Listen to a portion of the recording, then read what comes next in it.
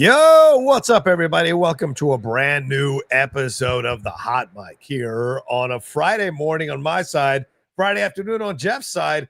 How are you? I am the outlaw John Rocha. I am just John Rocha, joined as always by the Sneider himself, Jeff Sneider. How are you? Hello, Johnny boy. You don't even know who you are on a week-to-week basis. I'm the Outlaw Channel. What am I this week?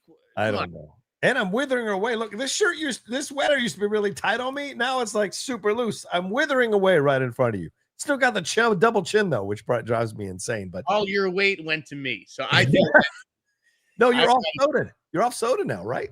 I am off soda for the next 6 weeks, and I'm already jonesing for it. Can I recommend Zevia, this soda? It takes a little getting used to, but it does hit the spot if you need that carbonated, syrupy kind of flavor, but it's not unhealthy. So just letting you know if you want to try it out there, Jeff. Next 6 weeks. Oh, just water. All right. Respect, man. Respect. Well, we are going live today because we got so much to talk about in the world of entertainment. There's some stuff going on the Marvel side, some Star Wars stuff, some new trailers. Some stuff on Jordan Peele here that Jeff wrote a really interesting column about, like where does he go next? Also, the questions about is Hollywood playing it too safe, and some other stuff going on in terms of trailers and casting announcements and movie release dates and stuff like that. So we got a lot to get into. Jeff, what are you in the mood for to start here on this Friday to kick off the show here?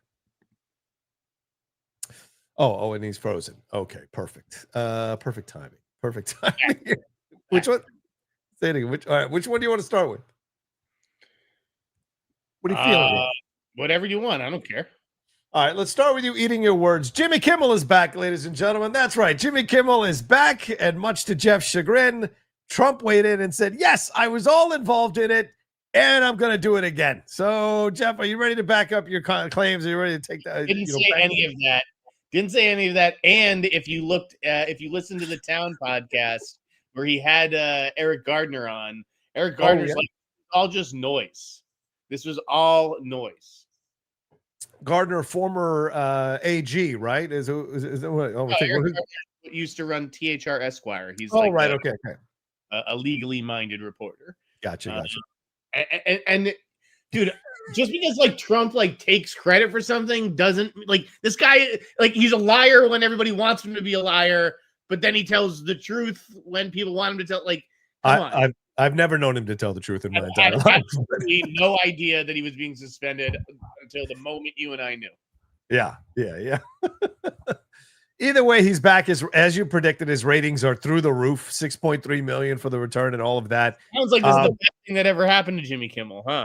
And he has not pulled any punches, which I was afraid that he would do, but he hasn't. So I have to appreciate and respect that. And whatever the reasons were behind the scenes, and I do think, obviously, because I think a lot of very intelligent attorneys and people who've had experience with the government have weighed in on this all week, that it was done at the behest of Trump. But in the end, it's almost like it blew up in his face to even try to do something now. And so we'll see. We'll see what happens down the road. But this is like the most boring story. It's like there was no Jimmy Kimmel for 4 days and the world melted down. But it wasn't even about that. It was about what it symbolized. It wasn't that people were like, we need Jimmy back. It was more a matter of like the free speech aspect of it all. But, but the idea that they're like throwing people in gulags, for free speech. That's not what's happening here. There's no attack on free speech. Not yet. But yes, they are throwing people in gulags though. Don't misrepresent that. That is happening.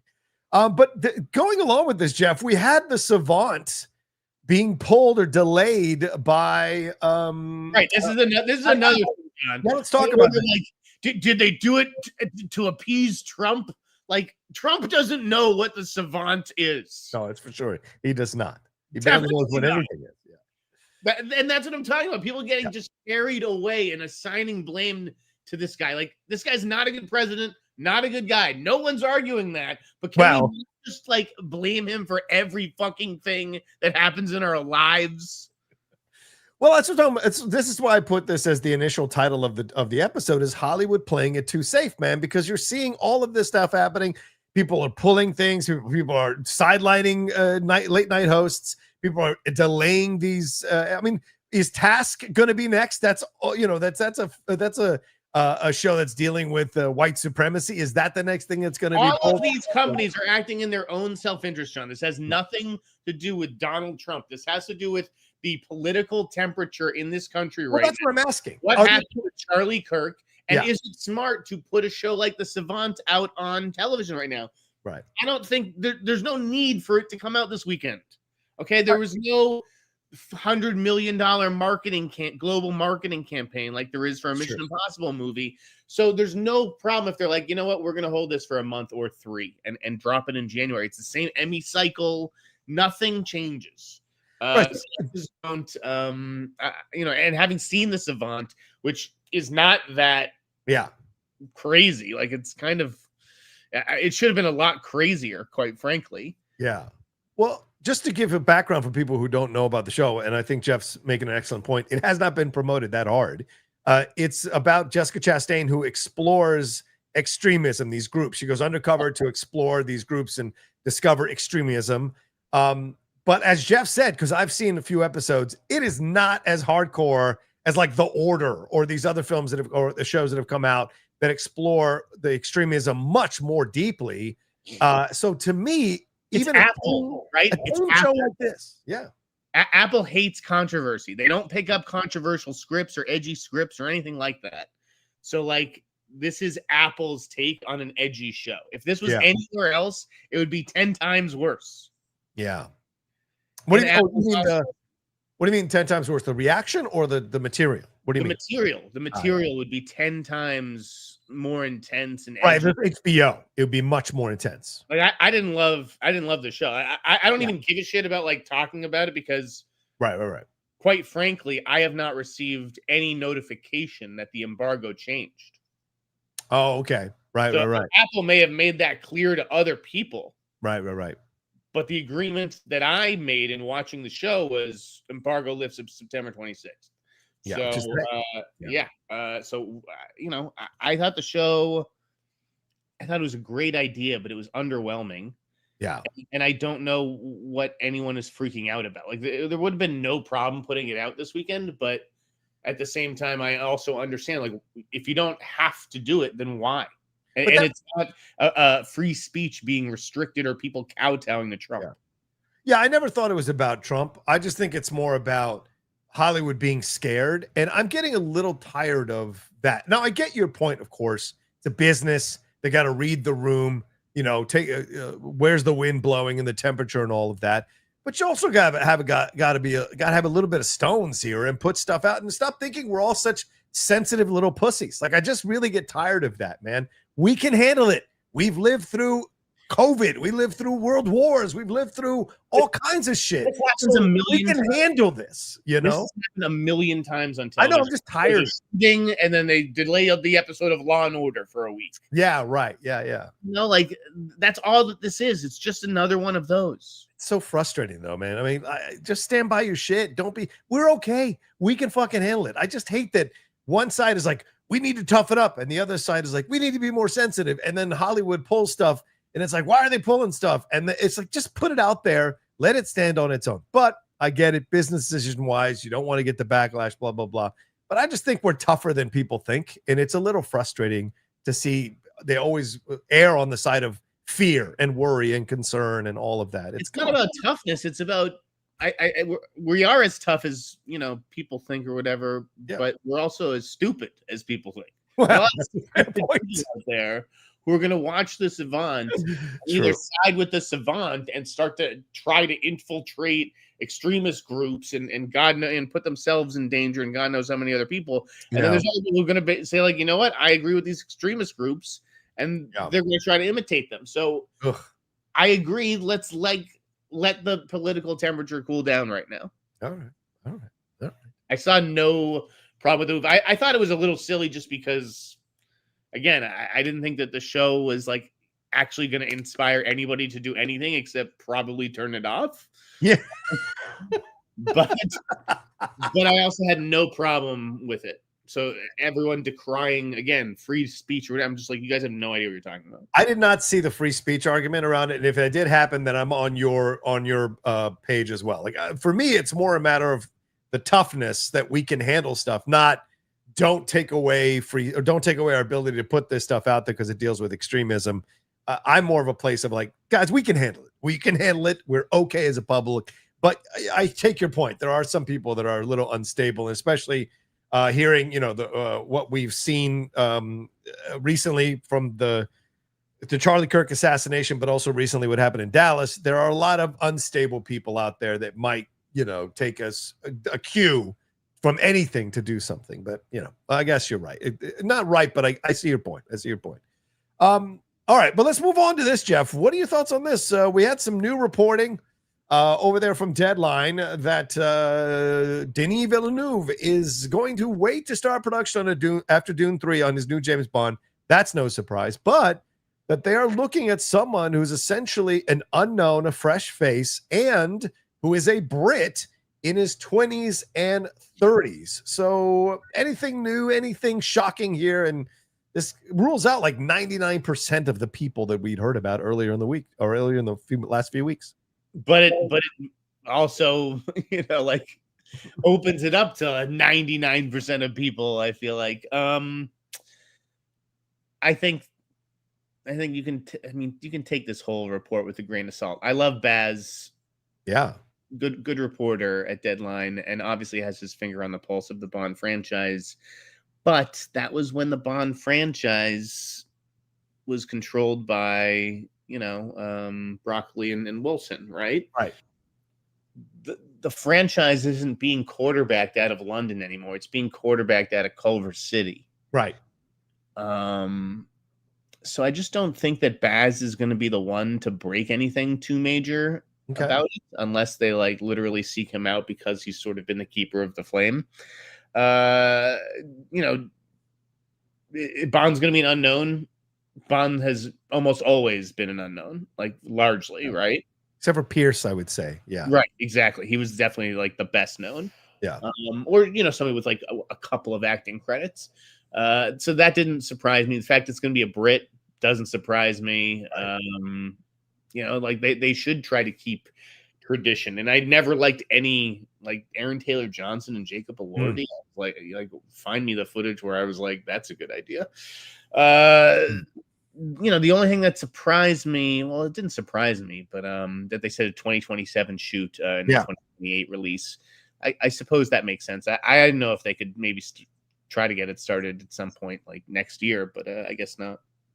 Yeah, but it does make sense, right? I mean, he wants to focus on Dune 3 and finish that out correctly and then turn his attention. But it also doesn't mean that he's not going to be working on stuff related to Bond behind the scenes. I mean, like Stephen Knight has to wait to submit a draft. I'm sure there's going to be time to look at all of that stuff, but where they start ratcheting up production is probably, as he said, after Dune 3. But is this a possible new future column from you where you now look at these possibilities for Bond, now start looking at younger actors who are Brits, maybe exposing yourself a little bit more to seeing some other candidates that you maybe had not thought of before? I mean, I have thought, could I actually go through all the shows on television right now? It's either going to be, well, I guess it could be a guy who's been in a couple of movies, but it's probably someone who's in some British TV show. Yeah. Do I think I could identify some decent names that probably haven't been out there? Yeah, but again, it's the reason early. I'm saying take this with a grain of salt is because it's so early. It's just they're not at that process yet. And so when I saw the story initially, I was just like, this is just trying to squeeze blood from a stone. There's nothing to say right now. It's basically just like an editor being like, hey, do we have anything on Bond? Any updates? And they're like, not really, but I'll come up with something. Give me a second. I think that people at the other trades are skeptical about some of the other information in that story. So. Oh, okay. All right. Fair point. All right. So we'll see what happens with that. And as you said, it's going to be a little while before we get a little news on that. What about this stuff, man? DiCaprio and Scorsese teaming back up again. This broke just as we were finishing out our episode earlier this week, but he's teaming here with Jennifer Lawrence. Finally, Jennifer stepping back up to play with the big boys here after doing some indie stuff and some the comedy and smaller stuff. But now they're going to be coming together for this film, What Happens at Night. And DiCaprio has said that he's excited to be paving the way to get back with Scorsese. And Scorsese has just recently praised one battle after another. So what do you take away from this story, Jeff? What's to focus on here? This one both surprised me and didn't surprise me because it was like he had all these other projects lined up. Yeah. None of them that I ever feel was like real. Like I've been saying for months, like the Hawaii thing. Yeah, like you really think that's gonna happen? So it didn't surprise me that they wound up doing something completely different. Right. They did surprise me that it's this project. So I just ordered the book. It landed in my mailbox yesterday as I was flying back to Boston. So I do plan to read it soon because I love Shutter Island. I read Shutter Island before that was announced as a movie. Okay.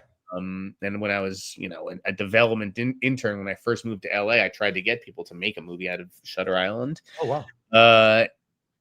So I think this is like the closest thing to that from Marty and Leo lately. I like the idea of him working with Jennifer Lawrence.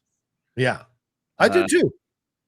Yeah, they're a good pairing. I mean, there is a bit of an age difference, obviously. Yeah.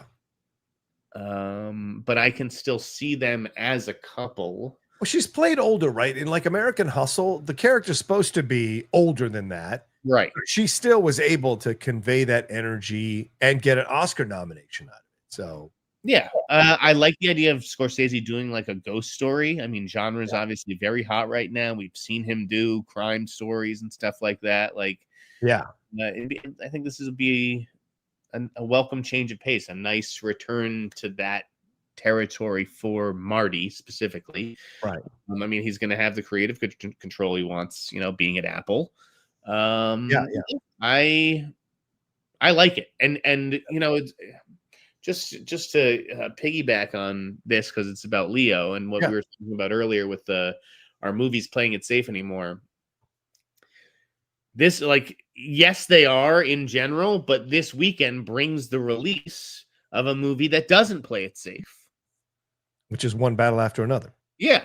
Did you see it yet? I'm seeing it right after we're done with the show. Oh, okay. Yeah. Well, then I guess we'll talk about it more on Monday. But yeah, like that, even though I just liked it and didn't love it, I merely liked it and merely thought it was good instead of a masterpiece, which everybody is just lining up to say that, which I think is just crazy. It does take risks, and that's probably why people are calling it a masterpiece, because we haven't seen a movie that really takes these kinds of risks in quite a while. But let me ask you something, because from what you seem to be intimating, and really, I've got that skeptical gene in me as well. And so when I see people going like Adam Naiman over at over at The Ringer, upset me with his review, because he said in the end, like, if they don't give Paul Thomas Anderson the best directing Oscar, they should just shut down the category. Like that kind of, I'm going to say this, people get upset at me. That kind of fangirling, that Taylor Swift kind of fangirling irritates the piss out of me, because we still have 3 months of movies to go. And Adam's seen some of them, but not all of them. And so I think to say that kind of shit drives me insane. To see some of the over-the-top reviews for this movie, and granted, I still haven't seen it. We'll see this afternoon. But is this where you get, because it seems to probably have a liberal bent to it, is this where critics kind of mix their politics with their reviews here and essentially be like circle jerking spider monkeys in the theater watching a movie like this and going crazy? 100%. This is why critics can't be trusted, quite frankly, and why I'm one of the only trustworthy people left. Because they just talk to themselves, right? It's like I've been so cut off from the larger part of film Twitter. I'm like this outcast or whatever it feels like sometimes. Well, you've made yourself that on purpose. Come on now. Come on. Sure, because who would want to be part of these pod people, essentially? Yeah. All they do is talk to each other, and they don't want to be the one who doesn't call it a masterpiece, the one who doesn't get it. So everybody calls it a fucking masterpiece. What did Jordan say? Did you read Jordan's review? Yeah. One battle after another is brilliant, chaotic, messy, and inevitably overhyped. Yeah, that's Jordan Rumi said over World of Wheels. Independent thought as well. I'm not saying I'm the only one, but no, there are fewer and fewer of us. This movie is uneven. I Okay. mean, it just bites off more than it can chew. It's 2 hours and 40 minutes. People could also, it's messy in a good way. Right. I'm not, like there is messy in a bad way. Right. And it's a vital picture. It does feel like a rallying cry. That's the term that I use in my review. But Right. just like the way people are like, just forget, like Boogie Nights. Mm-hmm. Boogie Nights. You're telling me that this movie is better than Boogie Nights? You can't be trusted. Okay? There are people who I definitely thought about unfollowing on Twitter this week just based on their PTA rankings. And you can do the same with me. I don't care. But like, it really blew my mind this week seeing the way people look at film, which is so different than the way I look at it. Yeah. Yeah, they're tough to watch when they're interviewing each other on these pods. And even, listen, I used to read The Ringer all the time, but even watching their podcast sometimes, I'm just like, what is happening here? Every once in a while, there's a little bit of a dissent, but most of the time, they're just kind of. John, you mentioned Adam Naiman. Yeah. Right?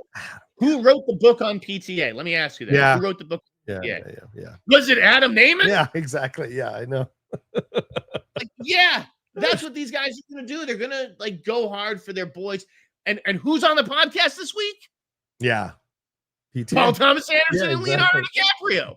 Like, just use your brains, guys. Use your brains for 2 fucking seconds. It's getting frustrating. It really is, because like the mixture of having to fanboy or fangirl for these people and then want to be seen as objective is getting just out of control. And when they interview them, it's all like they're almost like Chris Farley on those SNL sketches. Do you remember when you did this movie and like you did this thing? And it's like, come on, man, can we ask some real questions? Can you get to the meat of shit? Or is it only just about status and your desire to keep bringing these people back on so you can keep your job, keep your following, and keep getting your ass kissed everywhere? It's frustrating. No one's asking, like hardly anyone gets into the meat and potatoes of what these and calls them out on certain things. Like that's what I want to see is like legitimate conversations. And by the same token, these creators have to have the stones to be willing to go find these people that are going to ask them the tougher questions, explain your point of view. Why did you choose this way creatively? It's just frustrating. Right. You get nothing out of these interviews now. Naiman specifically, I read that review. Yeah. Obviously a great review. This guy he's a great writer. Critic in a way that I could never be. In fact, reading his review, I was like, this is why I'm not a film critic and I don't identify as one. Right. But I also think I have great taste. You can question the trait of the taste all you want, but to see the taste that other people have, I don't know where it comes from. Is it like you can't get anything right now being a Boogie Nights fan? That doesn't get you anywhere with the studios. Right.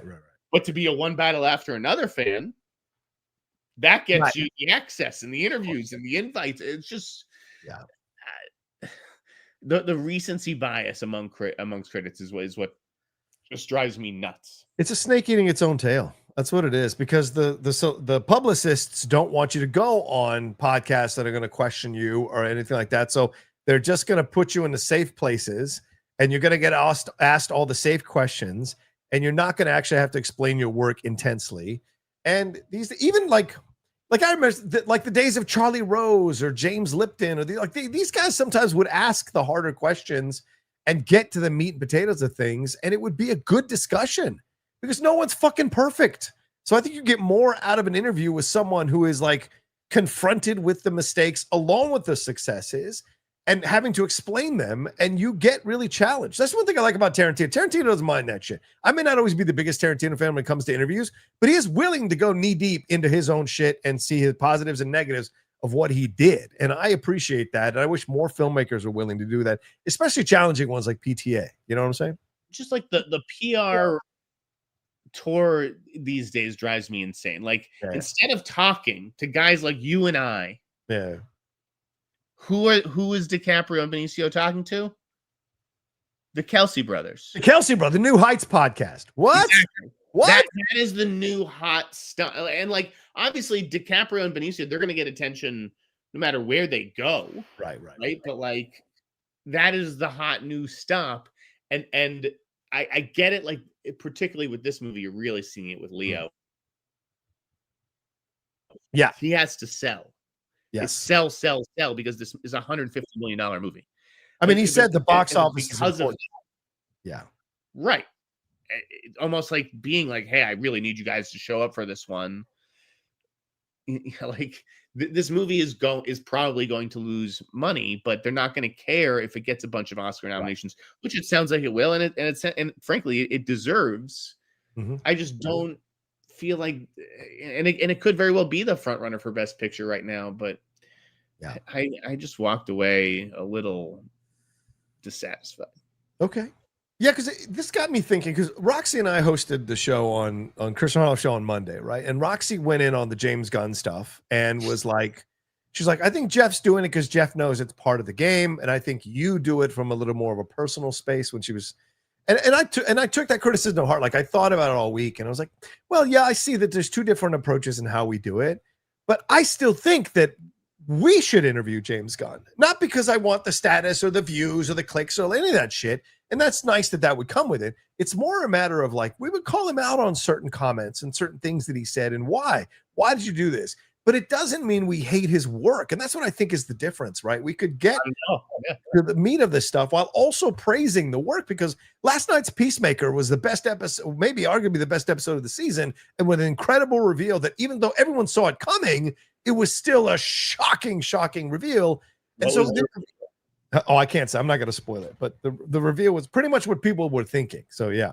So yeah, it's a situation there. So I'm just like, in my mind, I'm like, yeah, I understand the criticism, but it's coming from a place of like, I want to know what you're thinking in this thing. I want to know why you made these decisions. I want to know why you said the things that you said, I wonder what Paul Thomas Anderson thinks. Like, would he rather have someone licking his balls and be like, oh my God, one battle after another, your greatest movie, you're so amazing?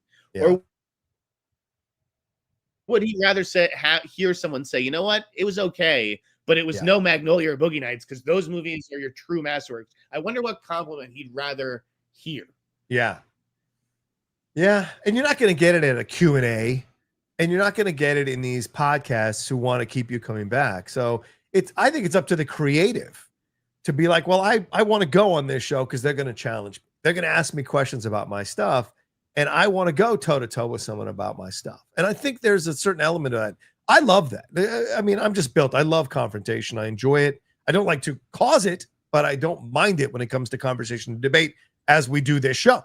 So I would love to see more creatives be willing to put themselves out there. I bet Spike is a guy who would absolutely go in and weigh in and have his stuff questioned and go toe-to-toe. And I think more people get more out of that than the soundbite comment that, oh, run with it, this is amazing. DiCaprio's doing his first podcast ever, and it's our show to NFL dudes. And it's like, come on. And I love the NFL, no offense. But, are you going to have Siskel and Ebert interview Patrick Mahomes? Get the fuck out of here. Like, it just doesn't make sense. So, anyway. Yeah. Anyway. Yeah, again, it's the way of the PR world these days. I mean, I went on the fucking plane last night, and it's like, do you want to watch DirecTV or do you want to watch Chicken Shop Date with Amelia de Moldenberg? It was like, wow, like this girl's on airplanes now. Like these interviews are being syndicated. I came home and told my dad and my brother that. They're like, who the fuck is Chicken Shop Girl? I have no idea what you're talking about. I can't watch any of that shit. Or what's the and no offense, look, get your bag, ladies, make your money. Right. But the one with the woman sitting on the throne who's interviewing people in the fucking Renaissance Fair guard, I'm like, what is this? I get nothing from this. But But I guess it doesn't make sense to just go on all these Film Bro podcasts and sell to the same audience. Like that's true. That's very true. Trying to bring in a wide audience. You're having, Charlemagne or whatever host the screenings, for Black audiences, because this is a movie, but I did see also really for Black audiences. I don't know if they're picking up on that or if it's being sold to them correctly. But I do see I've seen a few Black critics in my organizations in HCA and Critics' Choice saying they didn't like the depiction of the Black characters in this movie and the way that they were used in this movie. And I think that's an essential conversation to have as well. So I can't wait to see. I'd love to read more reviews from Black critics for sure. Yeah. For all of you who think, Jeff's one way, Jeff's very open to these kinds of things. I want to hear from Armand White, whose review I think will be dropping soon. Yeah. Is Elvis still reviewing stuff, or is he rarely reviewing stuff? He's not a critic anymore. He's a fucking all right. He's a fucking good personality. Love Elvis, but yeah, he's just someone who comes and moderates Q&As. Well, let's move on from that. Let's talk a little Marvel action, Jeff. This news broke that Sam Raimi has been talking with Marvel about a potential new project. There's a rumor that has popped up here. And of course, Multiverse of Madness made almost $1 billion. But rumors are continuing to swirl here. My Time to Shine, hello, said Sam Raimi had talks with Marvel about doing another project for them, not just Doctor Strange 3. And a lot of people are saying that it could be Midnight Suns. And there's even possibilities that he would do a Tobey Maguire Spider-Man that would be in the Marvel universe, but also still respectful to Sony. So do you buy this? Is it pass your smell test, or is this more a matter of like they're just, they're taking meetings with everybody, just talking with people and whatever? What's it indicating to you? I mean, the Tobey Maguire thing is interesting if they were actually going to make another movie with him. Well, because people, have a bad taste in their mouth from Spider-Man 3, and he didn't get a chance to do more. That's not an excuse to make a movie, though. It's like, hey, we got a bad taste in our mouth from the last one. Let's let him go out on the right note. Because the chances are that he'll go out on an even worse note. Yeah, possibly, yes. Very good point. mean, but I do believe the rumors that Raimi is looking to return to Marvel. I'd said that he was looking to do Doctor Strange 3. Yes. I don't know what the status of that project is. I have heard Midnight Suns rumors. Yeah. I have heard, that it would be Mahershala and Oscar and whoever is playing Ghost Rider. Okay. But do you think he'd be the right fit for it? I don't know if he'd be the right fit for it. I mean, I don't want that 90 sensibility on this. This is a hard-edged, R-rated type of film. And I don't want Bruce Campbell cameos. I don't want Dutch angles. I want a legitimately edgy director to bring something powerful to this piece. And I don't think that Raimi is the choice, in my opinion. I mean, who is the choice? Fucking Jake Schreier? No, Jake Schreier's not the choice either.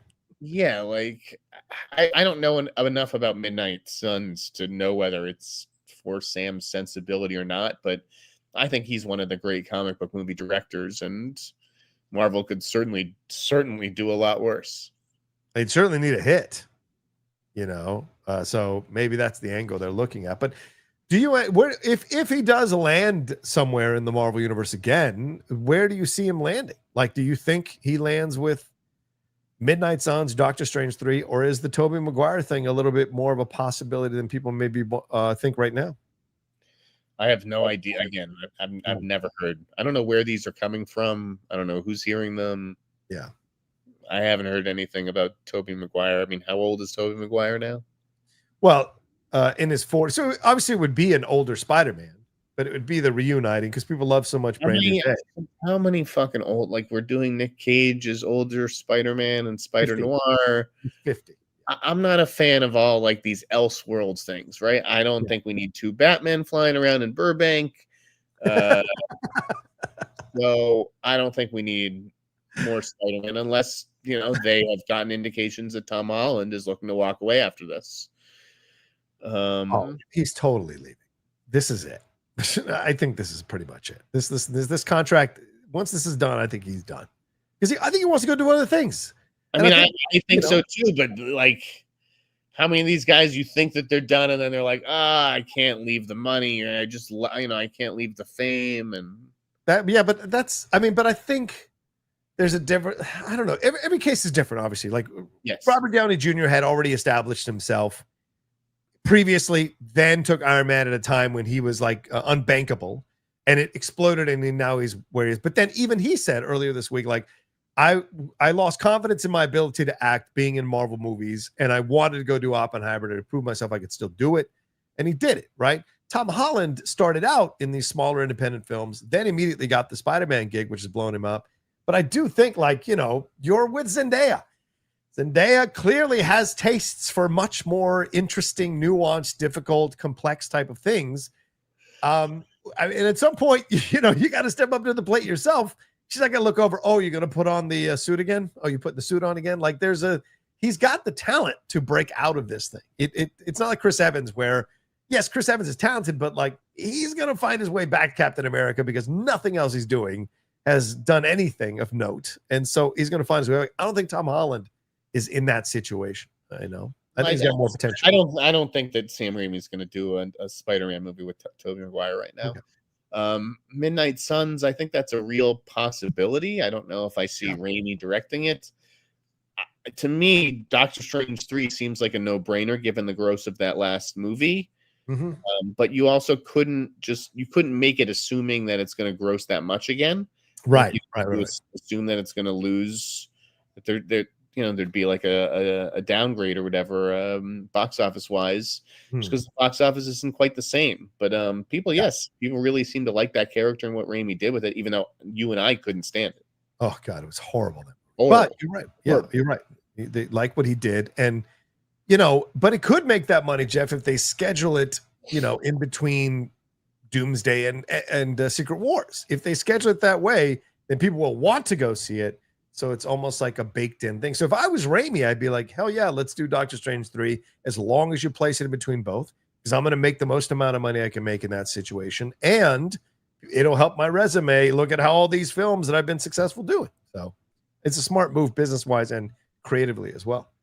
Let's see. Oh yeah. And also let's move on to this. What about Spider-Man Brand New Day? We had a Tombstone announcement there with Marvin Jones III is going to be playing Tombstone. Earlier this week, there were rumors that Yelena Belova is going to be a part of a bigger part of this than people anticipated. We still have Sadie Sink. We've got the Punisher. We've got the Hulk. Daredevil is probably going to make an appearance. Probably the Defenders are going to make an appearance. And of course, also Spider-Man. And there's even more possible rumors that more characters are going to join this, Jeff. So is this becoming a top-heavy situation that is going to sink this film? Or is this standard stuff to see, and it's not that big of a deal? It seems like a lot. It seems pretty overstuffed. Yeah. But I guess that's what you have to do to keep people interested in the fourth movie. Yeah. You're up against the third movie, which is the most successful. It grossed $1 billion, right? Yeah. So they're like, that's the benchmark now. How do we get back to that without having, all the moments that we had in the third one? So it's probably what they have to do if they want to break the $1 billion mark. Right. But yeah, I don't know what the story. I don't know. I'm a little nervous about it. A little nervous.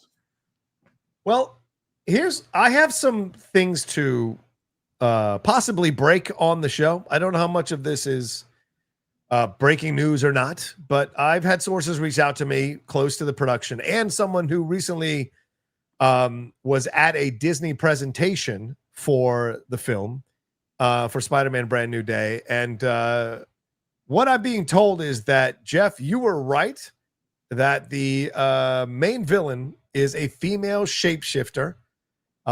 They've cast the person, but I'm not allowed to say who it was. Not sure if they're the chameleon or not, but they are a shapeshifter. Tombstone and Scorpion are in the film, but they're not the main villains. What else? Oh, and from what I got from a source overseas, and I take this with a grain of salt, but they're telling me that a Boomerang is also going to be part of this movie, and that MJ has a new boyfriend, which is what causes Peter to snap a bit, and it makes the film a little more darker and more grounded. So that's what I've heard. And again, take this with a grain of salt. This is what I hear from sources who are close to this thing. And so that's kind of the approach they're going with. But it will be Hulk and Punisher who will be the main people that Spider-Man is fighting or in league with to fight the Hulk here. So that's what's going to be the main stuff going on. What are your thoughts on Hulk? MJ's not stooping the Punisher, is she? I don't think so. That's way too out of it. But remember, she doesn't know Peter Parker anymore. She had her memory wiped. So Peter seeing her with a new guy, of course that might depress him because he can't tell her that he's the guy, and now he has to let her go. You know, I got to tell you what my thoughts on this stuff. Tell me. I don't give a shit. Like I just. Don't you remember when Michelle had her memory wiped 4 years ago? No, I don't. I don't know what the fuck you're talking about, bro. It was a big part of the film. Oh my god! I know. I get it now, but like, yeah. So I could give half a shit about these fucking comics. But the shape-shifting female shapeshifter, you were on that first. So that I know that passes your smell test. Yeah, it does. Yes, it does. Yeah. The other thing I've heard staying with Marvel is that Avengers Doomsday. They keep saying that they wrote the script or that the script was finished. And yes, they had a finished script, but there wasn't the ending had not been figured out in the script, and they were rewriting scenes on the set. The last page says ending to come. Yeah, TBW, to be written. And even now, after wrapping Doomsday, supposedly they're not really finished. They're apparently still filming a lot more stuff. A lot more is what my source says. A lot more starting in 2026 before they move on to Secret Wars in the summer. So they're still trying to figure this whole thing out, man. It's I mean, look, it could turn out to be amazing. Right, if it pulls it off, right, and if it grosses billions of dollars, then I won't hear anybody complaining. But I think it's certainly only further illuminated that the Marvel way of making movies isn't for everybody. It is for the Russo brothers, right? These guys can't make a movie outside of the Marvel system. Not so that maybe work. they just have really figured out how to work within it. But it sounds messy. But I think this also speaks to having so many characters in the movie and having so many storylines to honor, and not just the storylines leading into the movie, the two movies rather. You've also got to launch new storylines that lead us into the next phases. So both Doomsday and Secret Wars, dude, are doing some heavy fucking lifting. We're talking Arnold Schwarzenegger in the 1970s kind of heavy lifting. Like they're in the gym almost every day trying to get bigger because they've got to carry more and more on their backs to try to satisfy the storylines that led up to the two films and then launch new ones comfortably. And we saw with Fantastic Four, all bets are off. There's no guarantee that they're going to get it right and that people will go see it. Yeah. There you go. All right. And one more thing to go on with Jeff has been breaking news on Star Wars Starfighter. So let's make a quick segue into that here. Some of the stuff I'm hearing, Jeff, let me know if this passes your smell test, is that the main kid is force sensitive. His mom is being played, as we said, probably by Amy Adams. She seems to be a Jedi, and that Gosling is not a Jedi, but he is helping his nephew escape two evil bad guys who are chasing him across the stars because he has a mission he's on given to him by Amy Adams. So that's what I hear on Star Wars Starfighter. Anything that you've also heard that makes sense to that, or does that pass your smell test at all? I haven't heard too much plot-wise. Okay. But yeah, I think all that adds up within the framework that I've been given. Yeah, it seems to make sense in the angle they're going. The Daisy Ridley thing is still kind of up in the air in terms of Rey. Is it going to be Rey? We don't know. But yeah, I mean, the kid being force sensitive makes all the sense in the world. His mom possibly being a Jedi makes all the sense in the world, even though Jedis are not really prominent in the universe at the timing of the film, but it makes all the sense in the universe. And sending him off with Ryan Gosling, we don't know what the relationship is there. So that's going to be interesting. That's the thing that's going to be interesting to explore. So we will see. All right. Anything else you want to talk about on the Marvel or Star Wars front, or shall we move on, my friend? Let's just get into the Batman 2 scoops. Go ahead. What do you got? No, I don't have any. Okay. Well, let's move on to some trailers, Jeff. We had The Bride drop earlier this week, the Maggie Gyllenhaal teaser. That's trailer. the motherfucking bride to you. I apologize. Yes, I'm sorry. We also had a Mando and Grogu. I guess we could stay a little bit with Star Wars trailer that dropped earlier, which was basically a wet fart. And then the Wicked for Good came out this week as well. So your thoughts on these three trailers? Anything stand out to you? Was there a surprise with The Bride? I like that trailer. What'd you think? Wait, let's start with Star Wars. Okay. Star Wars. Mando and Grogu. You say it's a wet fart. The reception to it. Okay, and that doesn't surprise me. Right. Well, especially off of Andor and everybody having probably high expectations. Yes. You know who thought it looked good? Who? This guy. Wow. I'm not a Star Wars guy. You're not. You're really I don't not. exactly. I watched one season of The Mandalorian. I liked it, but I didn't. I think I watched an episode or two of season 2, and then I was just off of it. So I'm not caught up, but I'm told I don't need to be caught up. It looked like a fun Star Wars adventure. I've told you already that Return of the Jedi is my favorite Star Wars movie because I like Jabba the Hutt. So I like that we're getting Rod of the Hutt or whatever. Yeah. That was a cool shot. I don't understand the reception to this trailer other than just like it's our hardcore Star Wars fans who just want more Andor or something. I think it's people went off on the fact that it didn't look cinematic enough, which I think is lazy bullshit. I think is hilarious to me. The problem I think is that people have gotten so used to seeing cinematic level television on their televisions that like when you go to the movie, they think it's got to look like this. I mean, go see one battle after another. I'm gonna tell you right now, Mando looks much better than that film in terms of the way it's shot because it's supposed to convey a certain thing. So what is this magical, amazing, mind-blowing special effects that Star Wars is supposed to hit? I'm just really confused by that. I thought this looked fantastic. I enjoyed it. I had a lot of fun. I didn't have too many expectations.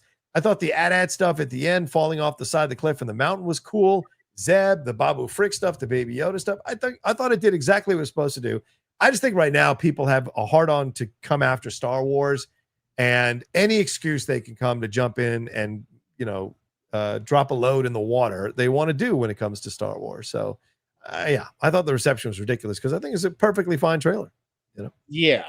Again, it's a nice little placeholder. Yeah. It's better than just rushing out another fucking Ray movie, which was like the original plan. Yeah. That's why this movie got made, because they wanted a movie for Christmas 2025.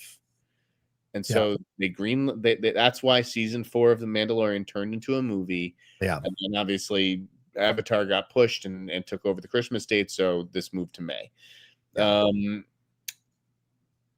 I think it'll do exactly what it's supposed to do, which is hold people over until Starfighter comes in 2027. Right. Carlo Esposito has said we're getting a trilogy of these movies, which surprises me a little, but it's like, I guess if they keep getting huge fucking California tax credits, like how do we not pull the trigger on something like this? But I'm told that the budget of this is it's not quite as high as maybe Solo, but it's pretty comparable to like a big blockbuster. So like 250, 300? No, I think whatever the reports were with the tax credit thing, like it was 165 or something. It's probably closer to like 200. Yeah, fair point. But it's not bad. Yeah, it's cinematic. It's not like this is just like a cheap episode of television put on the big screen. I think that's just so lazy. Yeah, a little simplistic. Yeah, exactly. What about the Bride trailer? The motherfucking Bride trailer. What'd you think of that one? I think it looks great. I mean, I think that is going to be a weird movie. I don't know how well it will do. Maybe it will do really well. Maybe, I mean, it's fucking Natural Born Killers with Frankenstein and the Bride of Frankenstein. Yeah. $100 million Natural Born Killers movie. Right. I do think that this is what Joker 2 should have been. Great point. This is the movie, literally the movie the Joker 2 should have been. Yes. With him and Harley. So yeah, I think it looks really cool, but yeah, at the same time, I've heard the tone, is a little uneven, and that's what they were trying to find in the edit room and everything. And like, that there is a musical number. I don't think that the movie is a musical, but I believe that there is a musical number. Visually, it looks stunning. It looks like, Poor Things or something. Yeah, I would agree with that. But this is what happens. I mean, the people have been complaining, and we covered it here on the show, Jeff, right? Like, Abdi and DeLuca gave these filmmakers too much money. And yes, maybe that's true. But we're seeing the results, and the results have been pretty positive. I mean, Sinners way overperformed than people expected. then you look at One Battle After Another. It may not hit the box office highs, but it looks like it's going to get a lot of awards consideration, if not awards themselves. And The Bride looks incredible. That looks nothing like The Lost Daughter. Maggie's full creative abilities are there to see in that trailer, and that's just a teaser. That I was like blown the fuck away by what we might be getting in this movie. So I'm excited. Plus, you put Jesse and Christian, two intense, complex actors together, you're gonna get fireworks. And you throw Sarsgaard, Jake in there, Penelope. Yeah, the cast is amazing. Yeah. But I also talked about it with someone, and they were like, "Do you remember when Christian Bale made good movies? Like, do you remember when Christian Bale was getting like the top offers?" So I was like, listen, he's got Madden coming out next year, and I think that Madden could get him an Oscar nomination, right, for playing Al Davis. But yeah, I don't know. We'll have to wait and see how this one goes. It's coming out when? In March? In March, yeah. That can be a place of strength for Warner Brothers, right? Like the Batman and 300 or whatever, or it can be like Mickey 17, the place where we don't know what to do with this movie. Yeah. Tell your friend to stop having recency bias themselves. Yes, I know Amsterdam didn't do well. Thor Love and Thunder wasn't his problem. The Pale Blue Eye I did not see, so I can't speak on that. But Ford versus Ferrari was 2019. That was his film before these last four. But then Vice, Hostels, The Big Short, American Hustle. Hell, I'll throw in Knight of Cups because I love Malik and I enjoyed that movie. Out of the Furnace. Come on now. He's on a little bit of a bad run, but he did voice the boy in the Heron. That did well. Here's an idea, John. Yeah, break it down. They give Maggie Gyllenhaal $100 million. Okay. Make a Bride of Frankenstein movie. Yes. Right? Okay. Is there any female filmmaker that they're giving more money than that to right now? Maybe Greta Gerwig. Well, for Barbie, yes, but Greta Gerwig's obviously now busy doing Narnia, right? Yeah. So is there another filmmaker working on the Warner Brothers lot right now who they're going to... Nothing. I don't know. Who you have in mind? Who are you saying? Who are you thinking? Nobody. Oh, nobody. Okay. Nobody's the answer. And so if Maggie Gyllenhaal is the female filmmaker that you really trust, with Greta Gerwig off doing something else. Or Emerald Fennell caught up doing something else as well. Yeah. Right. I mean, Emerald Fennell, you're right, is $150 million for Wuthering Heights. But Maggie Gyllenhaal, what do you think? Wonder Woman? Oh, I'll 100% be on down with that.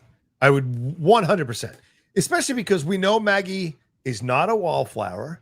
We know Maggie is going to throw commentary in there, which is essential for Wonder Woman. It's always had commentary.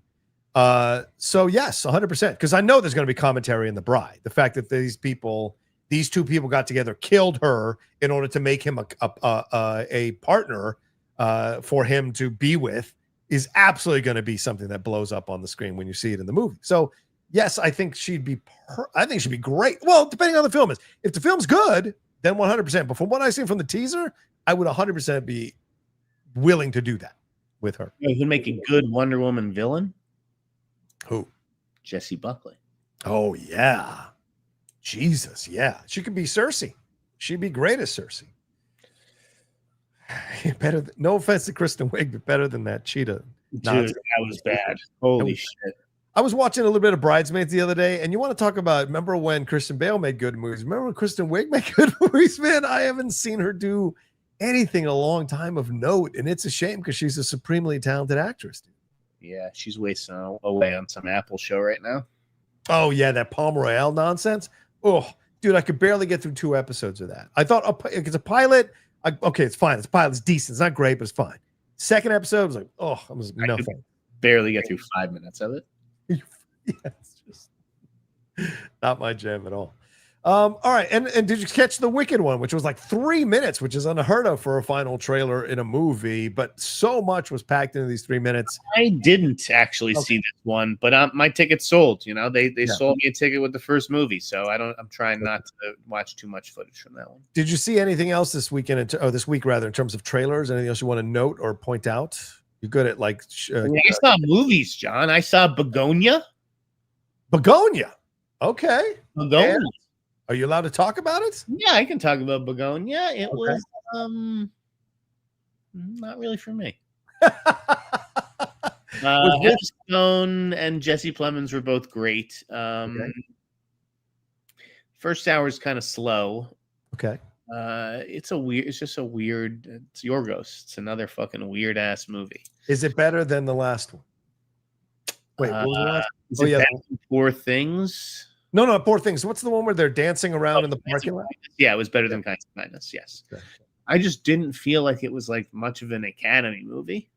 Okay. I was surprised by some of like the Oscar talk. I was like, this is out there.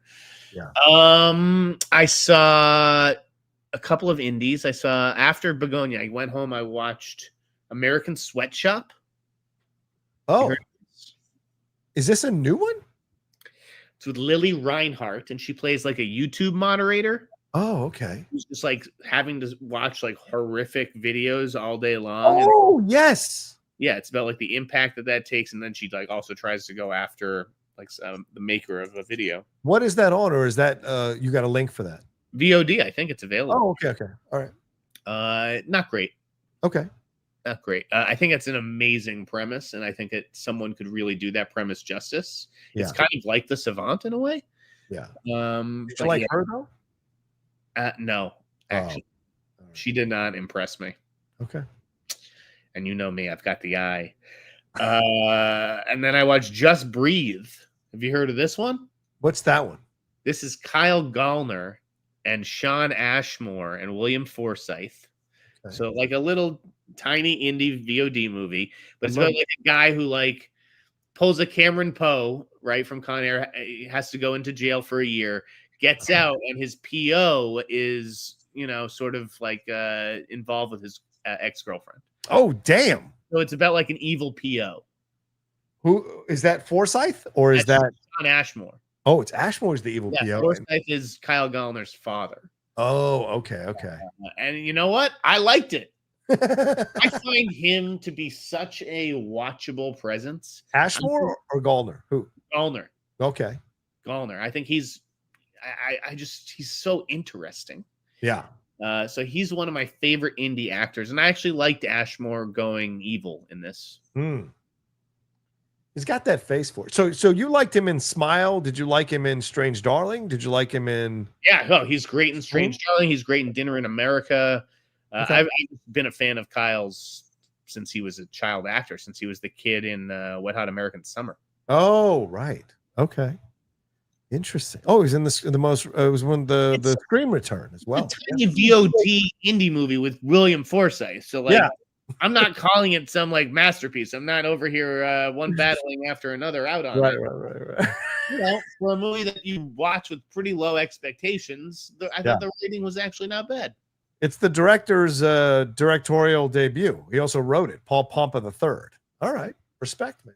I've watched so much shit this week. I can't remember. Did you watch the Avatar trailer? Any thoughts on that? Don't need to see that one either. Sold. Sold already. And I really like those Avatar movies. So yeah, it looks really, really, really good.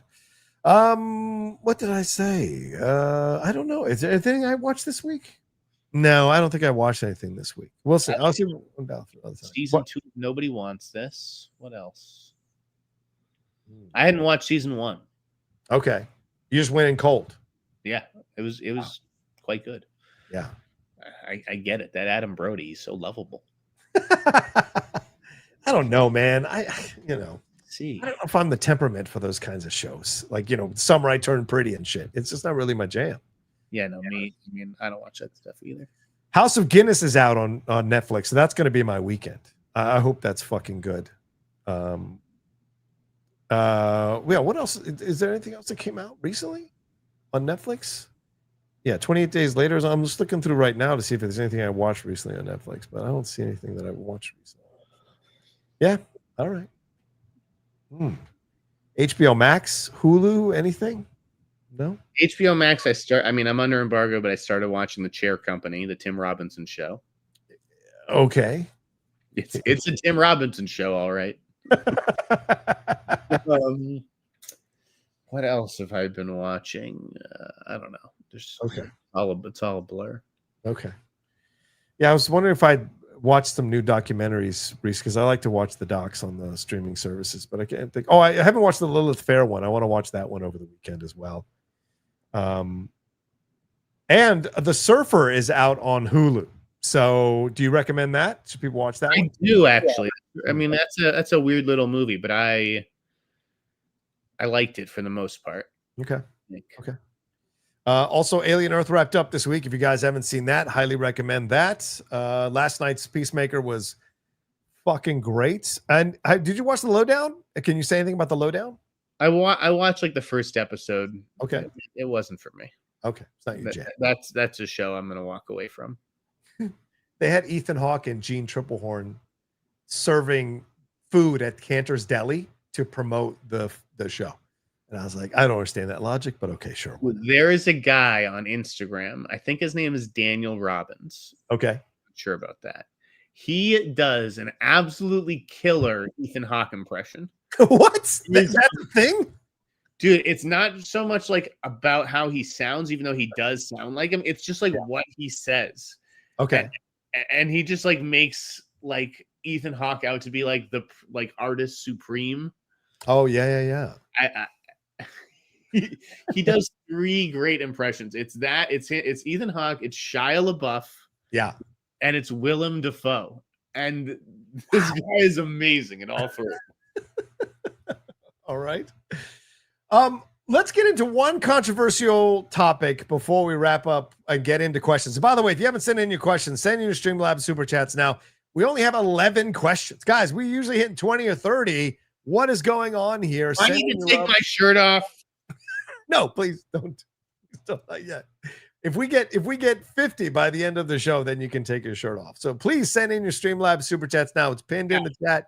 I've got my childhood photos here. If you guys put in some questions, I'll show off some photos. Hey, childhood photos. There you go, ladies and gentlemen. Send in your stuff.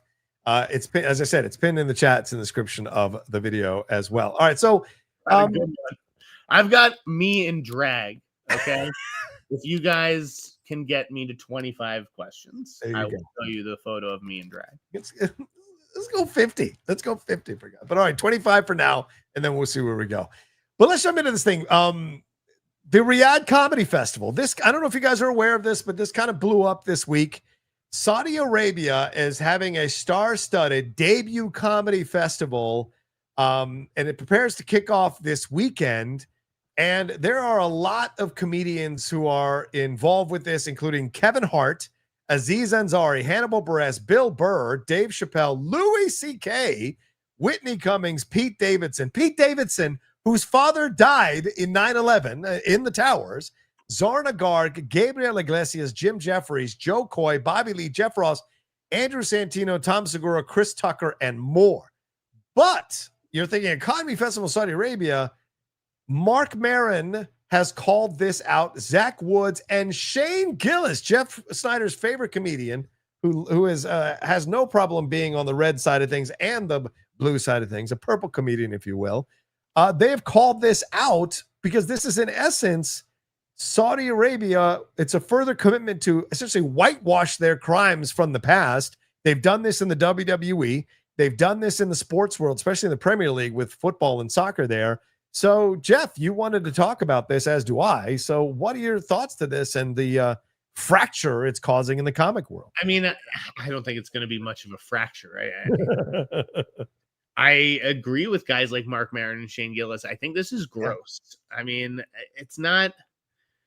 I can appreciate Saudi Arabia and the people of Saudi Arabia wanting to laugh, right? And wanting to see these comedians. But I don't know, the fact that the government is obviously involved in throwing this festival. They threw absurd amounts of money at these people. That's what they do. Yeah, exactly. It's life-changing money for you to put your ethics aside. And I understand it on that level, but so I guess maybe it's easy when you're Shane Gillis or Mark Maron and you're also doing quite well to say, well, listen, we have money. Like, I'm not going to take, millions of these guys, but like blood money, millions in blood money. Yeah. Not that anybody who's performing on this lineup is hurting. I was just going to say, none of these fuckers are poor. Yeah. Yeah. So like I understand why an up and coming comedian might be like, all right, I have to take this. Right. But yeah, it's a little gross. Yeah, especially when you look at the people involved, like Kevin Hart. Okay, I can see that Kevin will do anything for $1. I know that. Respect that. He's a hustler. You think Ryan Seacrest is a hustler? Kevin is a hustler, and I respect that. Aziz Ansari has had his accusations in the past. Hannibal Buress is the one, I think, who started the Cosby stuff that eventually sank Cosby. Bill Burr has always been a guy who's pushed back on the right wing things and some of the hypocrisy that goes on with some of these social issues. Chappelle, I'm not surprised by. Louis C.K., though, you're on the same bill. You're essentially rubber stamping this decision. So I'm just shocked at the kind of people that are involved. Jim Jeffries. Why? So there's just a lot of questions. Jeffries, by the way, was good in him. Oh yeah, you liked him in him. Although that film, dude. Yeah, I didn't like it. Oh my God, was that film terrible? I was so mad watching that movie. And I mean, no offense to Marlon Wayans, but him coming out saying that people don't get it, it's ahead of its time. Man, kiss my ass. That film is so see-through and plastic and transparent and surface.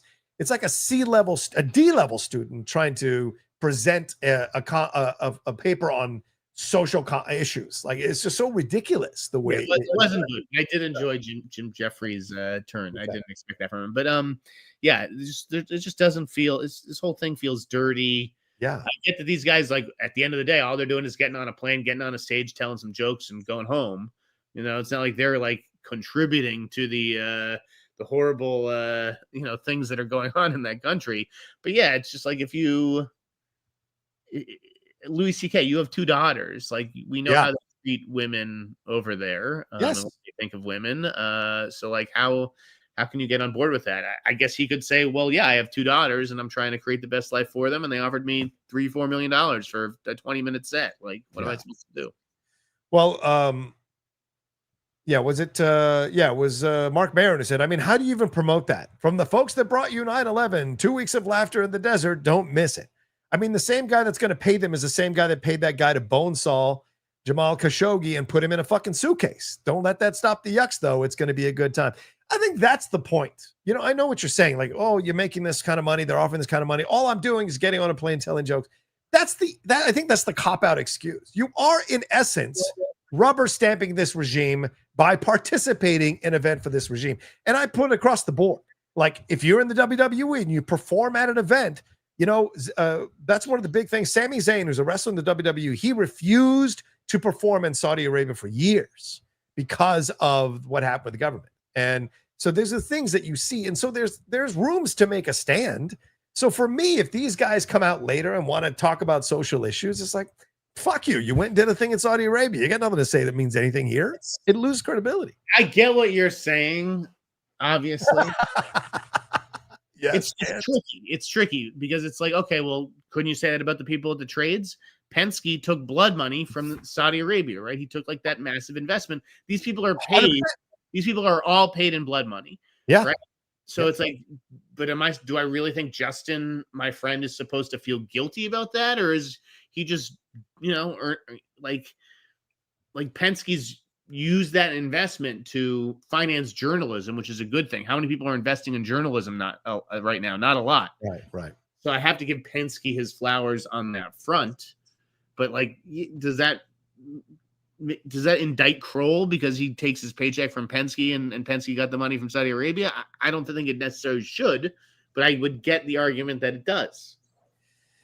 Yeah, I mean, you have to know who you're in business with. And I get it, but that's the thing. That's people always conveniently have that. Well, I'm not actively doing anything. Well, you are by choosing to work in that place. You are in essence having, what do you call it? The cognitive dissonance or selective. What is he supposed to say?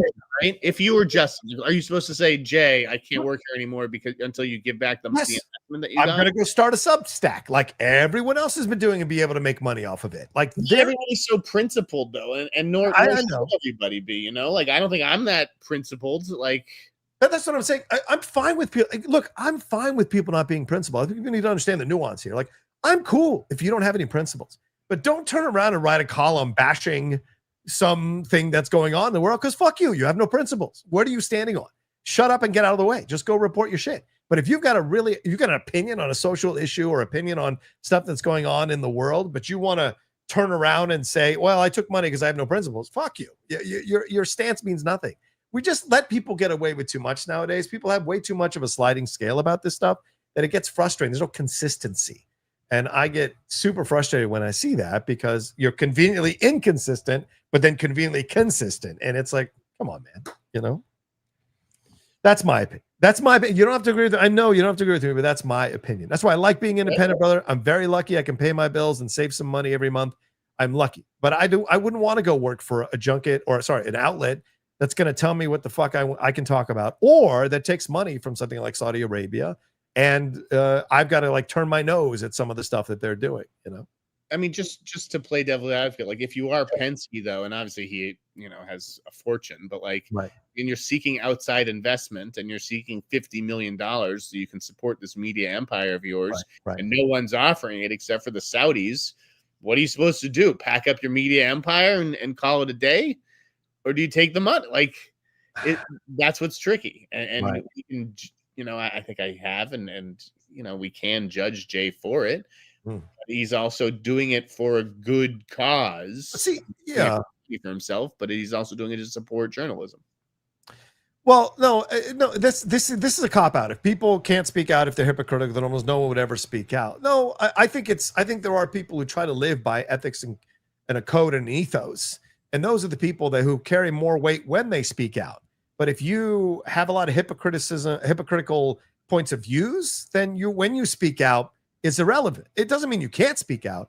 It just means, in my mind, it doesn't carry the weight that it should. Now, Yash says, if Saudis paid you $200 a month, you change. No, I wouldn't. I wouldn't take the money. I don't need to take the money. I'm not driven by money. If I was driven by money, I'm not driven by money either. But I would take the $200K a month if somebody's offering me $200K a month. I would not take it from a Saudi situation. I wouldn't. I just wouldn't. I'm okay with where I'm living. If I wanted to make more money, this channel would be completely different. Completely different. You'd see different things. Huh? Be showing me them toes, huh, boy? Yeah, I mean, it just would be a complete channel. It's a completely different channel than it is now. I like what the channel is. I know it's growing, it's building, it's whatever. But like, if I wanted to make something else, I'd go right wing. I'd go right wing in a heartbeat. I mean, if I just was caring about money, I'd be like, fuck Star Wars, fuck women, fuck people of color. Like, it would just be the perfect grift to make that money. Especially as a person of color. People, a mixture of ideas from the left and the right. Most people are purple. Yes, I do agree with that. I think most people are the middle. Yes, absolutely. Yeah. But the people who make money are the extremists, usually. The people who are in the extreme side. Yes. Yes. Either they're extremely happy about everything or extremely negative about everything. That's how they make their money, Right. So, yeah. Anyway, yeah, Neil says, John, feet Rocha. Yeah, exactly. That's what it would be. Anyway, but yeah, I mean, that's the thing. And that's why, sometimes I call out our own government, because I'm like, you got to be fair. You got to call out everybody. There's nothing wrong with that. All right. I think is there anything else you want to hit on, Jeff? Anything else you want to talk about? I know we haven't gotten to everything, but is there anything you want to say about like the weapons producer situation? Jordan Peele. Huh? Jordan Peele. That's right. Yes. Let's talk about it. Jordan Peele. My apologies, Jeff. Yes. We put that in the description here. Jordan Peele, you wrote a column breaking down where Jordan Peele is now, some of the missteps he's made recently, and where he needs to be going next. So please, Jeff, take it away.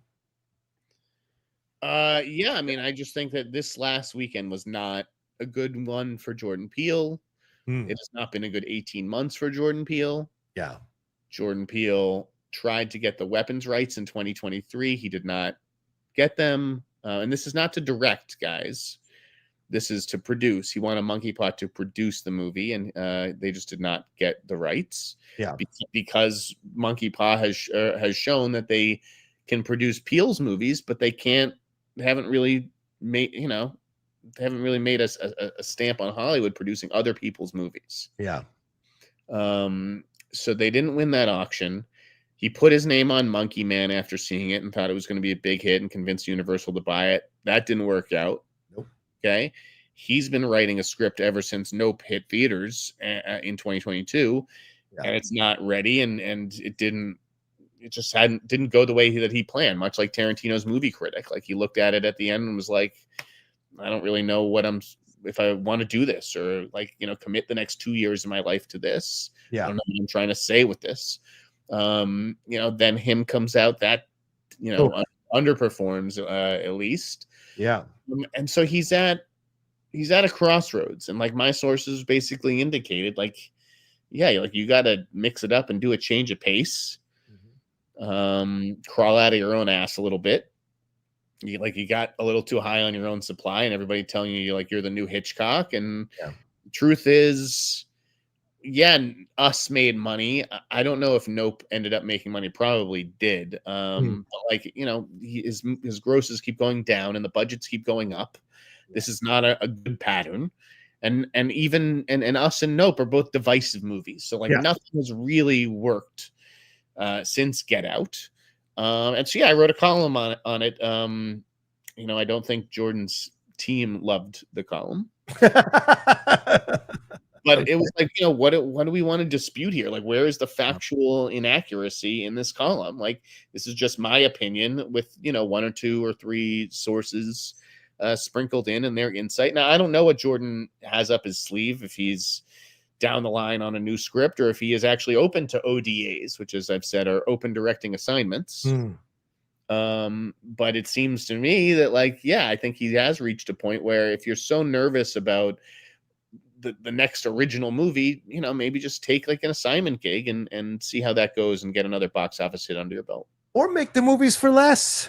That's the possibility too. Like, go back to the nut and bolts of things. Look, you got lucky with Get Out. It was a really well-written, incredibly intelligent film, but Hollywood history is littered with centuries of directors who've come out with a first groundbreaking film and then been unable to follow it up with anything that comes close to it. I mean, arguably, I'm not saying Jordan Peele's a genius, although some people might say that, but his Get Out is in essence kind of like the same situation with Orson Welles. Comes out with Citizen Kane. It is so groundbreaking, so well-known, so whatever, that people compare everything to that afterwards, and he was never able to come close to Kane with any of his films for multiple reasons. And I'm not saying Get Out is Citizen Kane. I'm saying it comparatively in terms of the situation. So everything he's done since is compared to Get Out. And Get Out was a box office hit. It captured right as racial dynamics were really becoming a big flashpoint in conversation, a new approach to it in conversation. It was inventive. It was interesting. Us and Nope are much more avant-garde, much more niche, much more complex. And so you're not going to get the audience that's necessarily on board with something like this. And so you make Nope for $70 million in essence, and it makes 171. Why aren't you making that for 30 or 35? These are the things that we look at. Is like, I think it's good to be pressure. It's good to have your back against the wall because it shows what you can do as a creative. But the other thing is you got to eat a little crow here and do less. And your article said like, he got high on his own supply and needs a change of pace, according to one exec. And Peele has done nothing that has truly worked since Get Out. And quote, each of his 3 films has cost more, gross less. In effect, he's been delivering IOUs since Get Out. That is a rough situation, man. I mean, and I don't know if it's 100% fair because it's only been 3 years since Nope. And, some people like Nope, and there are good things about Nope. Oh, sure. I was more into the monkey thing than anything else in the movie. Right. But, and like Candyman didn't work. It's just like his imprimatur doesn't mean what it used to. And I think that they need to change it up to get his mojo back. Essentially, it can't all just be horror movies. I get that that's what made him, the filmmaker that he is.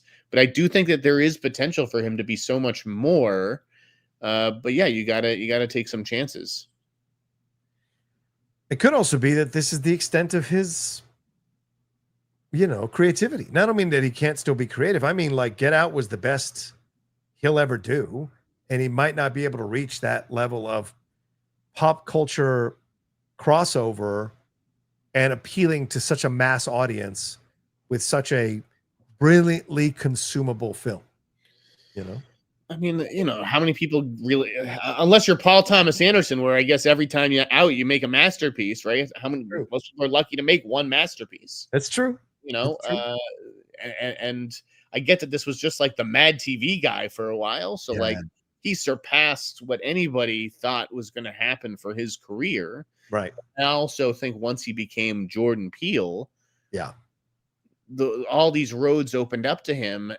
And I haven't seen him walk down those roads yet necessarily. So to me, it was like a bit of a career advice column. It's, don't be shy about. So I got some feedback on some of my suggestions, and it's like, listen, he's never going to do I Am Legend. He would like to do his own I Am Legend, essentially. And create an IP like that. He's not going to do Kobe Bryant. That is not what he does. Gremlins 3, I think, is a distinct possibility, even though I think, even though Chris Columbus is technically directing that movie, I think that Warner Brothers is open to other conversations. Right. The one suggestion that people really seem to like, though, was the Departed series. Like, The Departed is a great title that Warner Brothers is sitting on. It's a great piece of IP. If you could flesh that world out in a TV show, not everything Peele does has to be about black characters, but if you did The Departed from almost like a Black Irish perspective, I think like Peele would be really good at making a crime movie or series. So maybe TV is the answer for him to go do a cool TV show. You look at Get Out. It was made for $5 million and it made $255 million, right? And then you look at Us, it was made for $20 million and made $256 million. And then you look at Nope. Nope was 70, as I said, for 171. So yes, the numbers have gone down, but I think he kills it when he works in smaller budgets. And maybe that's the place he has to go. But I agree with you. I also think he's an incredibly intelligent guy. You watch him in interviews, very like, I don't know, just he offers some really interesting points of views and perspectives on things. Why does it always have to be horror? Why can't it be other things? Like you said, like why can't it be crime, or why can't he direct a comedy, for fuck's sake? Like there's why can't just start doing more things? You're an incredibly intelligent guy. You can be successful across the board. You can be the Black Billy Wilder. He's known for two genres. I mean, like you said, not just horror. He comes from a comedy background. Why not try to reinvent the theatrical comedy, make the Black Hangover or something like that? Again, it doesn't always have to be black, but I think it has showed a real commitment to putting black faces on screen. I think he's possible. I think he's got the talent to do multiple genres successfully, and I think maybe that's the challenge now. Let's go try new things, but being gun shy to where you put all this pressure on this next thing, I think it could drive you insane creatively as a person. So I hope he comes back with something really great. Yeah, we definitely miss, having him produce these movies is not exactly a substitute.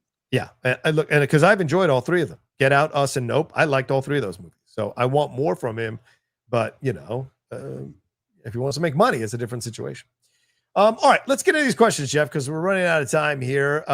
We've got 12 so far, so we haven't gotten to 25. So there might not be any drag pictures on the photos for you guys. No photos there, but let's get into these. Vincent Sporosino says, "Hey, John and Jeff, who do you all have winning the box office this winter, Avatar or Wicked?" Ooh, good question. I think Avatar, but Jeff, who do you have? Avatar for sure. Although, I mean, Wicked made $750 million, and it's been blowing up on Peacock, so people are catching it at home. So maybe it'll run, but no, it'll be Avatar. Vincent Spurs says, "John, headed to San Diego for a date weekend, and the lady wants to see one battle after another while we're there. Where do we go see it in VistaVision? It's just a matter of finding an IMAX screen." Yeah, you won't see it in VistaVision down here. I would stop off at Irvine and watch it at the IMAX there if you're going to see it the best IMAX possible. But if you come down here, probably the Grossmont is the best place to go see it in IMAX. But you can, I mean, the one at the Regal, Mira Mesa, or at the Mission Valley, those aren't bad IMAXs, so they'll do in a pinch. Vincent, let me give you your money's worth for this question. Don't let the size of the screen dictate, whether you see the movie or not. Just go, like, that's why we go to see movies, is for the stories. Yeah. So I could watch it on like a 12-inch television, and it would have just as much power. I hope that you see it on a big screen and everything, but just because it's not in VistaVision, don't be like, I'm not going to see it then. Yeah, you kids don't know, but like I grew up watching classic movies on 20-inch televisions, boob tubes, 20-inch televisions, and I was still blown away by those classic movies in black and white sometimes. So if a movie is good, a movie will be good no matter what screen you watch it on or how you watch it. And I'm so frustrated people have to go deep in the weeds about this shit. Spoofa Man says, saw One Battle After Another, my first PTA film, and I absolutely loved it. I'm curious, do you think the film's politics is why WB has had such a hard time marketing it? Jeff? No. Okay. I saw the movie and immediately came out of it and was like, oh, that's why they had a hard time marketing it. It's a hard movie to market. I don't think the politics have much to do with anything. So 2 hours and 40 minutes, bro. It's it's a tricky sell. Yeah. It's Pinchon, even though it's being billed as an original. I just wouldn't envy Warner Brothers as far as selling it, but I don't think it's necessary the film's politics or anything. Yeah. I'll tell you when I go see it. Tamu Outlaw on the run. John Pepe says, I only know 25 letters. I don't know why. Oh, very funny. Very funny. Aid Norris, in awe of Tom Pelfrey's acting in Task. Yes. How is he not a megastar at this point? Is there a director or franchise you see him working well with? Well, Jeff, I don't think Tom Pelfrey is a guy that can become a megastar, but I think he can become a solid actor that everybody wants to work with. I think he's a really good actor. I obviously did the up and comer of the month on him when I was at Collider. Because again, guys, I have the eye. I'm sorry. It's not some much studio friendlier critic or whoever, but it was me. That's who God gave the eye to, and I have it. Tom Pelfrey is fantastic. Okay. I could see him having a John Bernthal level career. Yeah, 100%. 100%. Yeah. Alan Smithy says, the VistaVision print of One Battle After Another at the Vista Theater got stuck in the film gate yesterday and melted a frame or two of the print. Holy shit. Luckily, it's safety film, which doesn't burn. Night one issues. Wow. Yeah. There you go. You said it, Alan. Night one issues. Robert, imagine that if like you're in the middle of the movie and the fucking film starts burning, you're like, that's not good. This is gonna be a delay. What's that smell? Robert Giacinta says, do you fear most critics will be afraid to give their honest opinion on Stuckman's movie? I just can't see them panning it if they didn't like it. Well, I know I will if I didn't like it. I don't know. I don't think people like Stuckman, but I don't think there's many of the legacy critics that are like Chris Stuckman. I got to do he's an outsider. review. Huh? He's an outsider. Yeah. He's not part of the LA or New York cabal, and maybe that's what makes him good. Yeah. Is that he can think outside of this fucking bubble. Yeah. But no, I don't think that critics will shy away. I think some may even have the knives out for him, out of jealousy. Possibly. Yeah. I'm certainly curious about it. But at the end of the day, it's a horror movie. So how many pans is it really going to get? Right.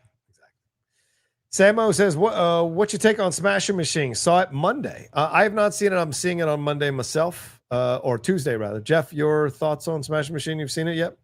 I thought it was really good, but just a little anticlimactic. And I liked the movie more when it was about Mark Kerr and Emily Blunt, and less when it was about fighting. Gotcha. Oddly enough. Yeah. Fantastic says, breaking news donation. Thanks, Rocha. Appreciate it. Bobby Ferguson said, what is your favorite and least favorite Leo Scorsese collaboration? My favorite is Departed. Least favorite is Gangs of New York. Shutter Island is second favorite. How many movies? Have they only done 3 of them? My favorite is Departed, for sure. Yeah. But like Wolf of Wall Street is really good. Yeah. Specifically DiCaprio, too. Like the movie, I think, gets to be a cartoon a little too often, but it is one of his best performances. And the other one is Aviator, which is an incredible performance. Yeah, I guess I would go Wolf of Wall Street, Departed, You're only partial to that because you're from Boston. And then I'd go probably The Aviator. Yeah. And then no, and then what? Then I guess Shutter Island. Shutter Island. And then Gangs of New York, and then Killers of the Flower Moon, which I sadly thought was one of the most miscast performances he's ever done. Yeah, I think that's the correct ranking.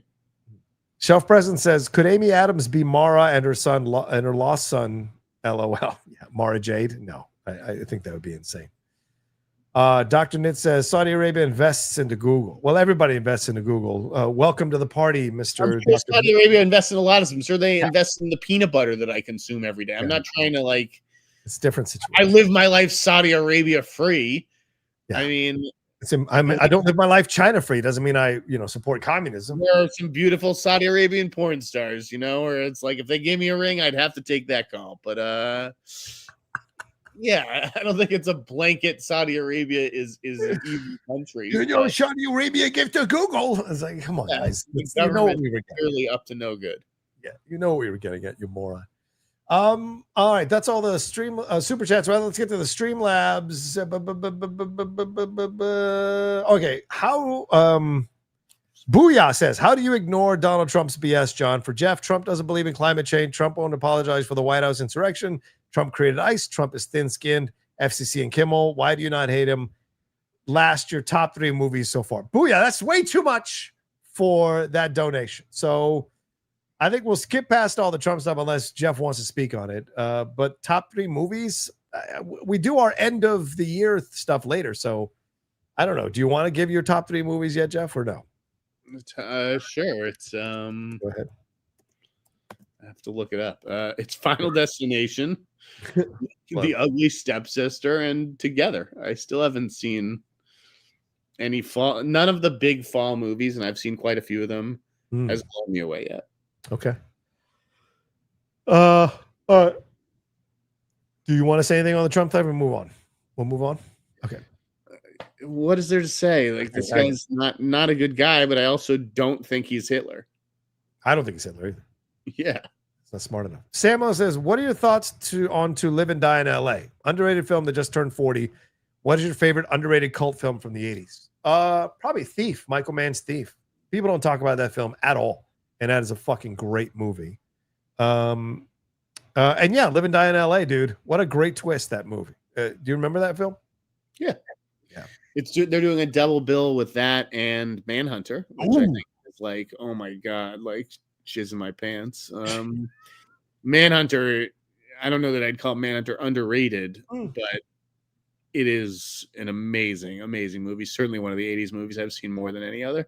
Well, Silence of the Lambs just came out and kind of buried that one, right? And then Red Dragon, which was essentially that. I mean, Anthony Hopkins wins the Oscar, and then he kind of just takes over that character in popular culture. Not that he has a huge role in Manhunter, but to me, William Peterson in Manhunter and Robert Forster in Jackie Brown are like, if I was a grown-up, those are the goals. And I realize I'm probably older than William Peterson's character was in Manhunter, but like, I don't think of myself as an adult. I think of myself as stuck at 29 perpetually. And yeah, like he is daddy. His Will Graham in Manhunter, he is a sexy motherfucker in that movie. Yeah, I mean, like I was of age when that film came out, and you're younger than I am, and I remember that Peterson had this reputation that he had a very healthy belief in himself, and he thought he was going to be like one of the big stars, like he really did. And I mean, like when you do Live and Die in LA, and you do Manhunter, you do these and this is Michael Mann, who is still creating amazing films even up to now. You think this guy's, he understands you're amazing.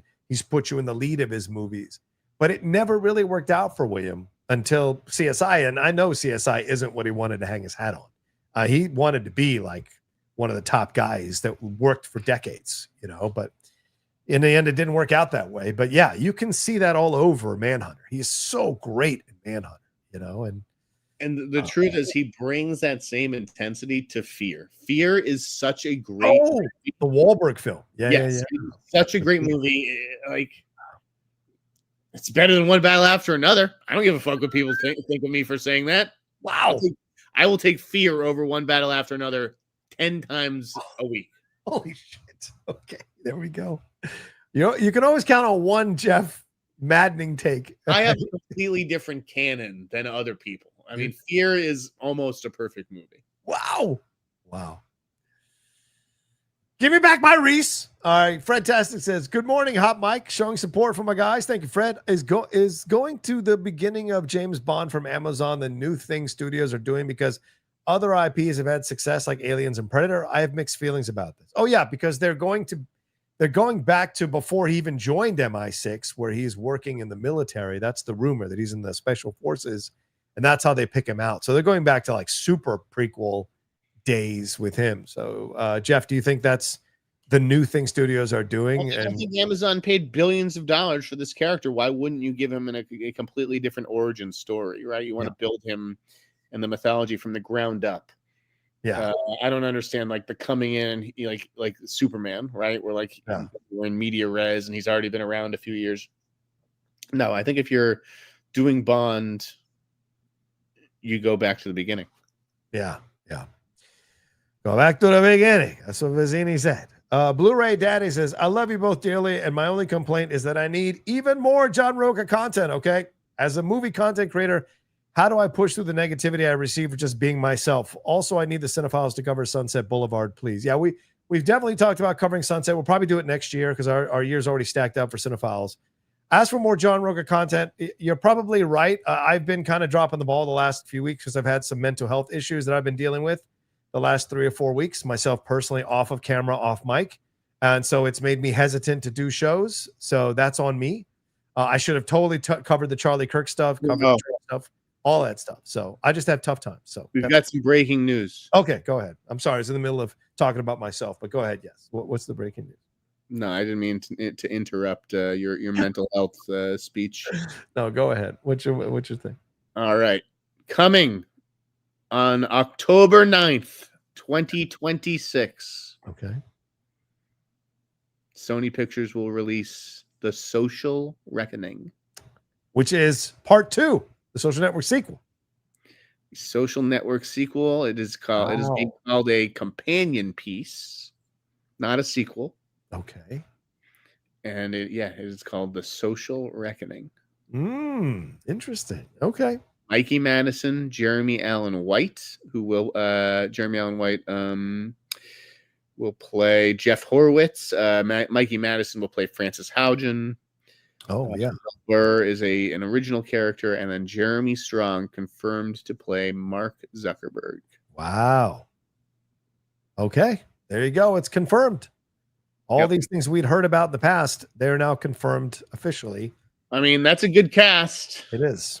I mean, Mikey looks nothing like Frances Haugen, but okay. Right. I know she seems young. Emerald Fennell would have been the better choice if you're going to go with an actress. I know she's a director too, but an actress, she looks much more like Frances than Mikey. It's not about how she looks. It's about Mikey is a much better actress. You want to get the eyes. I know. Okay. Who cares how people look? That's what they have makeup and prosthetics for. Bill Burr is interesting. I'm very curious how he's going to fit into things, but I could see him playing an editor, a newspaper editor. Maybe Jeremy Allen White's editor. So that's possible. Yeah, I could see that 100%. There you go. All right, what else have we got here? How do I push through the negativity? How do you guys you just have to keep doing it. That's all. You just have to keep doing it. That's how you push through. Jeff gets all kinds of shit and he pushes through and still puts his newsletter out. You just have to keep doing it. You have to love doing it, ignore the fucking haters, and just keep doing it. Because there's way more people who watch or listen to your shit than hate your shit. MDJ says, now the Call of Duty film has ended up at Paramount. Is it beyond the realm of possibility to see Taylor Sheridan involved in some form? Could be interesting. Surely he will come back to feature films at some point. Yeah, Jeff, do you think Taylor Sheridan Call of Duty makes sense? I think it'd be unlikely. I think they kind of want him doing what he does best, which is making TV. I think it would be cool. Like, he's obviously written some cool screenplays that have real like machismo behind them. But for some reason, I just don't see him getting that franchise unless they really need to placate him or something. Yeah. By the way, Tulsa King out now. Enjoyed the first episode. Tulsa King is like a show you watch like when you're folding the laundry or you're playing on your phone. Like, it's not going to demand a lot out of you. This isn't Lioness. This isn't Landman. It's a much more like, fast food type of approach to Taylor Sheridan, but I enjoy the shit out of it. Him and Grillo are great. And bringing in Kevin Pollak has been fantastic.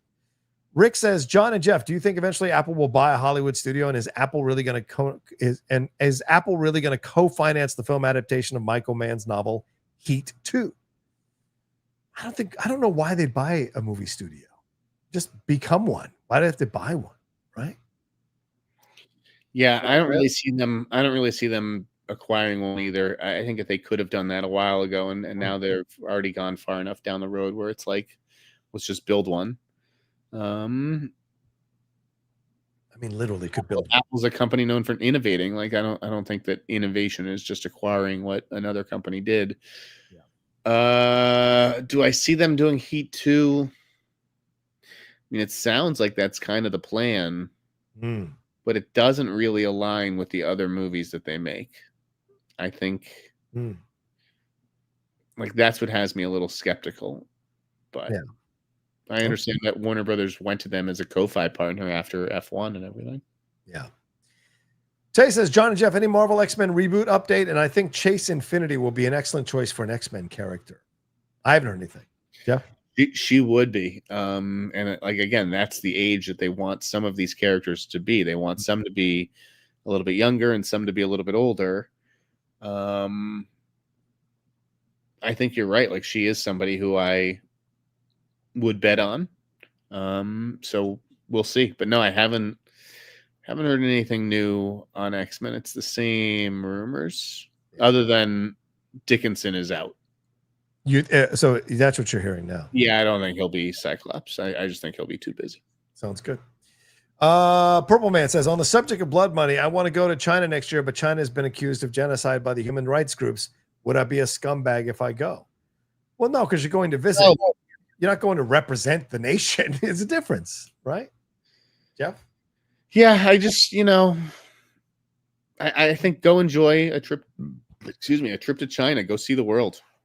Yeah, I would visit Moscow in a heartbeat. But it's got nothing, but it wouldn't be I'm supporting Putin or anything. Alan Smithy says, I worked on The Aviator providing historical footage that was in the film. You're welcome. Oh, thank you, Alan. Very kind of you. Director Shane Black of Iron Man 3 said RDJ's portrayal of Doctor Doom will reinvigorate the comic book movie industry. Thoughts? My thoughts are that Shane Black is a big fan of Robert Downey Jr. and he just propping his friend up, and there's nothing wrong with that, but that's ridiculous that it will reinvigorate the comic book movie industry. I think that Doomsday in general will reinvigorate the comic book movies. Or sink it. Genre. No, I think it'll be absolutely huge, but like, when you say reinvigorate it, like, are we going to see other people do that kind of stuff? Are we going to see, Robert Pattinson playing his own villain or something? Right. I don't know. I don't know if it will. Hopefully, that won't be the takeaway. We'll see, though. We'll see. All right, that's all the questions, Jeff. If there's nothing else, I think we can wrap up the show. Anything else you want to talk about or put out there? Are we good? I guess nobody gets to see me in drag this week. Okay. That's a loss for you guys, honestly. Yeah. So maybe Neil should try Akira. Try to get Akira. Maybe. I mean, he did, right? I thought I reported on those talks. Jordan Peele tried to get it. Yeah. Okay. I think I did. Didn't work out. Akira's just it's a tough one to crack, I think, without casting like an Asian cast. Yep. Exactly. And I think that's why people have steered away from it for as long as they have. Anything to say? No. John, is there anything we want to talk about? No, I'm good. I want to get to my One Battle After Another screening. We've gone on for an hour and 45 minutes. All right. Viva la revolution, baby. Follow me at theinsnider.com.